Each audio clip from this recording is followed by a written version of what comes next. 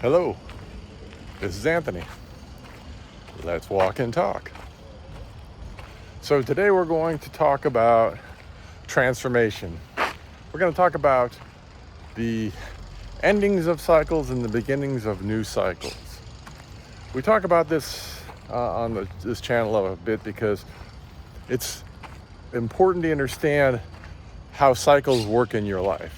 You see, we talk about a lot of concepts like programming and the subconscious and unconscious mind connecting to your soul, overcoming ego.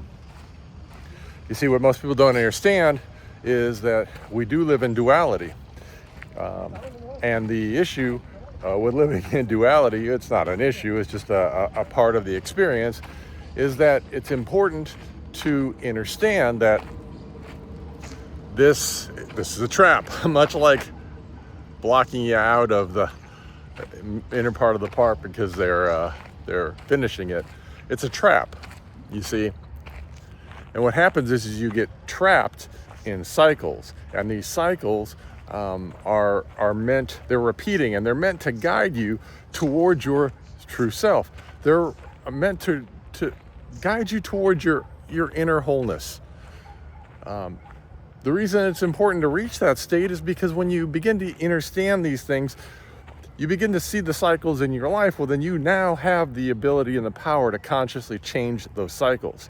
You have the ability to move yourself out of those cycles and into new directions, but sometimes, in some cases, new cycles. You see, it's interesting whether you go from a psychological perspective or a spiritual perspective. A lot of times you repeat these cycles because they're things that require your attention for healing and for growth. But if you are unwilling to take that journey to understand those things, you just keep repeating the same things. Going to the same crappy jobs, having the same crappy bosses, going through the same crappy relationships, and on and on and on and on. And what happens is it continues just to keep you in that victim mode, that mode of I have no power, this is what life is, life is horrible, this is the thing that life presents me. No, my friend, it is not what life presents you. You're the one who presents these things to you. You see, you're the one who presents the things to you because you continue to feel as if you deserve certain treatment or certain aspects, so you draw in, the universe shows you these relationships so that you can start to better understand why you choose what you choose and why you do what you do. You see, it's not all negative it's all not all negative, it's positive too. You see, sometimes in relationships you attract partners that could be amazing, but then you're the one who sabotages those relationships. Why? Well, a lot of times it's because your lack of ability to show respect and ability to show like a gratitude. You see, you get so ego-driven, driven into the self and your own personal experience that you're unwilling to share that experience with your partner. It also works the other direction. Certainly, when you allow yourself into a relationship and you're on the other end of that and you see, hey, I'm allowing this person to treat me really poorly, but I love them, so I'm going to stay, even though they're demonstrating to me that they don't want to change. Well, then what you're doing is you're actually allowing that experience to continue in your life. And until you get to a space where you say, hey, I don't want this in my life anymore, universe. I trust you. I'm happy in solitude, and I want what's best for me.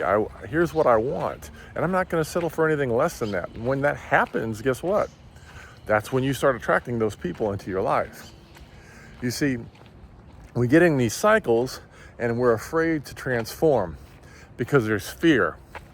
The fear is letting go of the thing that no longer serves you in order to receive what's in front of you.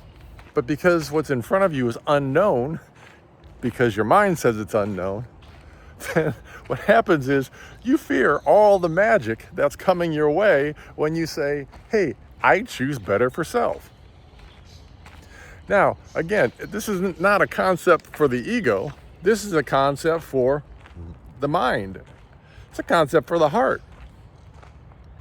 You see, when you start to understand that this is really just a big cosmic play that continues to repeat itself, and you're an actor in that play, and you choose the part that you choose to play in that in the movie, so to speak.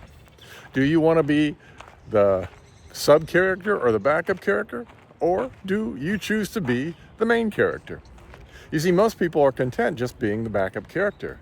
They're content in being the supporting actor because there's too much fear in stepping forward to be the main character. You see, you can watch a movie and you see the main character and you can resonate with them, and it sounds like they seem like they're amazing, but that comes with a lot of responsibility. And in order to step into that mold, you have to allow yourself to go through all of the things that your mind fears, like learning to love yourself, healing your trauma, being in solitude and connecting with self and with the universe, in order for you to be able to transform into the being that you have the capability of being, and in many cases are likely meant to be.